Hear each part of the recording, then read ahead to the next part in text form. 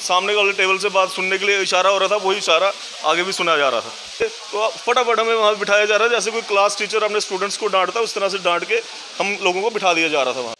Delimitation commission Jammu में आई है आम जनता से बातचीत करने के लिए कि आखिरकार आपके क्या मसले हैं। अगर आपके मसले जेन्युइन हैं तो आपकी बात को सुना जाएगा, समझा जाएगा और वो आने वाले समय में जो डिलिमिटेशन कमीशन अपनी रिपोर्ट पेश करेगा उसमें वो चीज़ें सामने आ जाएंगी। पर क्या सारे लोगों से बातचीत हो पाई है, कितने लोगों से बातचीत हो पाई है, कितने लोगों से बातचीत नहीं हो पाई है, अब वो भी जानने की कोशिश करते हैं। आप किस एरिया से आए थे, सुबह कितने बजे से यहाँ पर आकर बैठे हैं, क्या बातचीत आपकी हुई है और कहाँ से हैं आप? मैम, मेरा नाम भारत प्रिय, मैं नेशनल सेक्रेटरी हूँ किसान Congress all India Congress committee. मैं बेसिकली शम कॉन्स्टिट्यूंसी से खोड़ से बिलोंग करता हूँ। तो मैं सबसे पहले इस बोर्ड को पढ़ के दिखाना चाहता हूँ आपको। इसमें लिखा है delimitation commission welcome various delegations, लेकिन इसको इन्होंने गलत छाप दिया हुआ है। इसको इन्होंने लिखना चाहिए था delimitation commission welcome only BJP delegations, not for आम आदमी, not for Congress, not for कोई भी जो आम इंसान अपने डिलिमिटेशन कमीशन को के प्रति आपत्ति कोई भी ऑब्जेक्शन रखना चाहता है वो नहीं रख पा रहा था। मुझे तो अंदर का जो माहौल नज़र आया, जो माइक वाला आदमी था उसको पॉइंट आउट किया गया था कि किस बंदे के पास आपने जाना है, किस बंदे के पास आपने नहीं जाना है। उसको एक मेरे ख्याल से इंस्ट्रक्शन दी गई थी, वो उसी बंदे के पास जा रहा था जो इनके फेवर में बोल रहा था, जो बीजेपी के फेवर में बोल रहा था, जो गवर्नमेंट के फेवर में बोल रहा था। आपने बातचीत की, अपना बात रखी है? मैंने बात की, लेकिन मैं आपको बताऊं हमारे साथ बीडीसी चेयरमैन भी थी परगवाल की, हमारे साथ ऑल सरपंचेस पंचेस शम कॉन्स्टिट्यूंसी के डेलीगेशंस थे।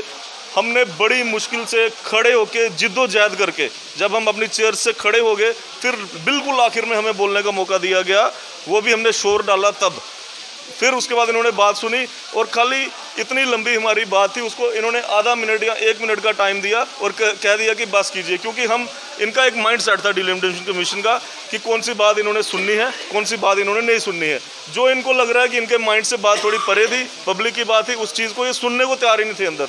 ये खाली जो इन्होंने अपना वो बनाया हुआ था, एक मैप बनाया हुआ था, उस मैप से बाहर ये किसी की बात सुनना नहीं चाहते थे। फिर इन्होंने ये जो ड्रामा आज किया, ये खाली एक मीडिया के सामने और लोगों के सामने एक आई वॉश, में कहता हूँ आई वॉश था, जो कि आम पब्लिक को बता सके कि हमने कि पब्लिक डोमेन में बातें डाली थी और आज लोगों की बातें हमने सुन ली, करेंगे ये अपनी।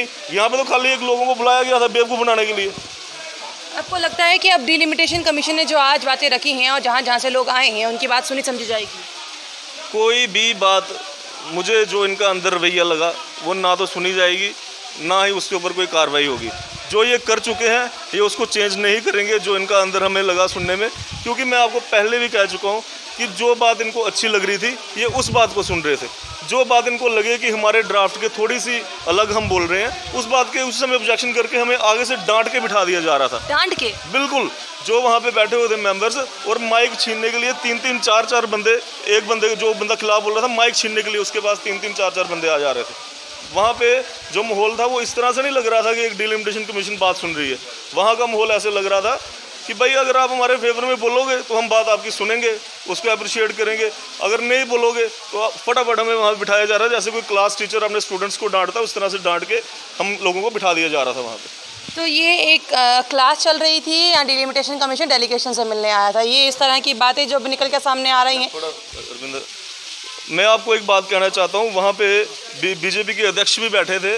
वो जब आए बिल्कुल फ्रंट लाइन पे वो डिलिमिटेशन कमीशन के सामने बैठ के एक जैसे आम आदमी आता उस तरीके से नहीं, बिल्कुल सामने की चेयर उनको दे दी। आते ही उनका आपस में नमस्कार हुआ, दोनों का, बीजेपी प्रधान का भी और डिलिमिटेशन कमीशन वालों का भी उनका नमस्कार हुआ, बैठे।